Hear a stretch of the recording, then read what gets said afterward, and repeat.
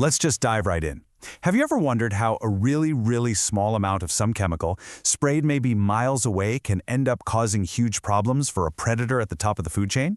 Well, it all comes down to this hidden process, a kind of poison chain that can actually amplify a single drop of a toxin into a lethal dose. And today, we're going to follow the trail of one of the most famous, or maybe infamous, chemicals in history to see exactly how this works. Our story really kicks off with this incredible bird, the American bald eagle. I mean, it's this amazing symbol of power and freedom, right? The absolute king of its ecosystem. And for hundreds of years, it just ruled the skies.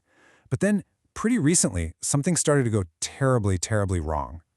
So, back in the 1950s and 60s, people, scientists, birdwatchers, you name it, they started noticing this terrifying trend. Eagle nests were failing all over the place. The eggs they were laying were just so thin, so fragile that they were literally breaking under the weight of their own mother just trying to keep them warm. The population was crashing. And the huge mystery was, why? What in the world was going on? To solve this massive ecological whodunit, investigators had to turn their attention to a chemical that, believe it or not, was being praised at the time as a modern miracle. And that chemical was dichlorodiphényl trichloroethane. Yeah, let's just call it DDT. First used widely in the 1940s, it was seen as a game changer, and honestly for good reason. This stuff was incredibly effective. We're talking about saving millions of human lives by killing mosquitoes that carried malaria and lice that carried typhus. It was sprayed everywhere, beaches, forests, farms, and everyone thought it was totally harmless to anything that wasn't an insect. But DDT had a dark secret, a really big one. It's what scientists call a persistent chemical. And that one single quality, that one word, is the key to this entire mystery. See, unlike a lot of other stuff, DDT doesn't really break down in the environment. It doesn't wash away or decompose. It just sticks around.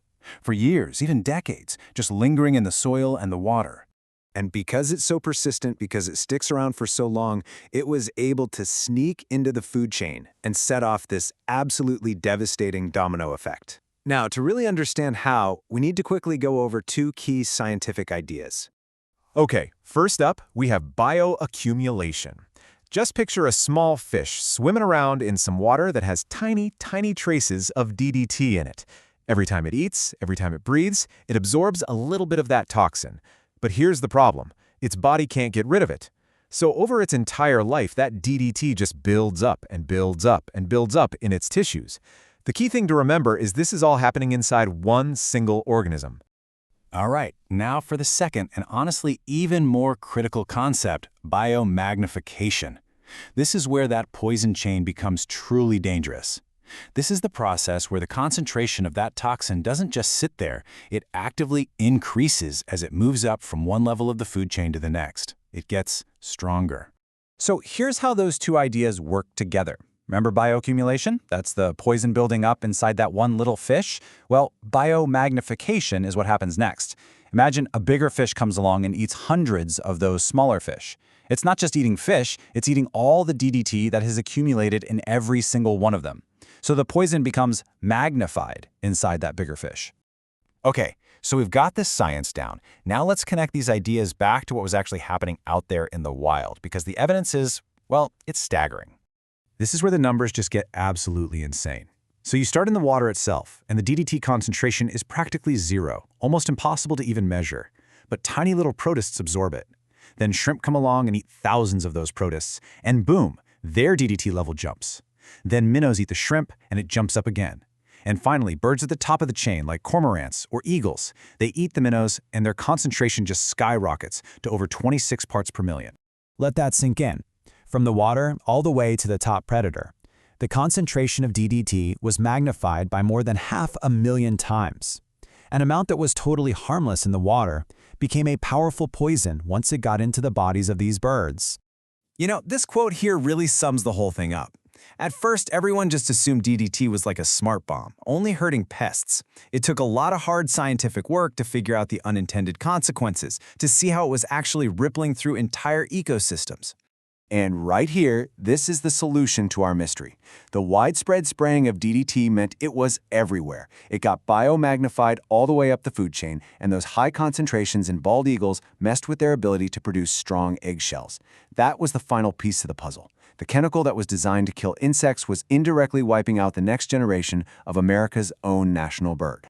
But this story, thankfully, doesn't end in tragedy. Once science pointed the finger at the culprit, people took action, and it led to one of the greatest environmental comeback stories ever. So the path of recovery was pretty clear. First, the science had to be understood.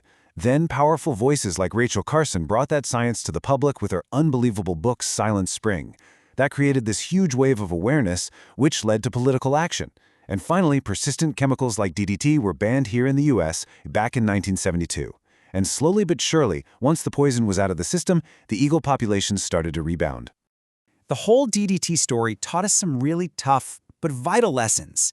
And maybe the biggest one is this: we have to think about the entire life cycle of a chemical. Today, the focus is on avoiding these persistent pollutants altogether. The goal is to shift to biodegradable alternatives, stuff that just breaks down safely.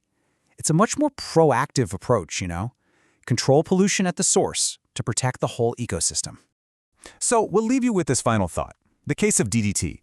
That was a huge victory for environmental science, no question. But it really begs a question for our own time. What other invisible chemicals, from plastics to pharmaceuticals, are quietly accumulating in our environment right now, working their way up that same poison chain? That's a mystery that we all have a stake in solving.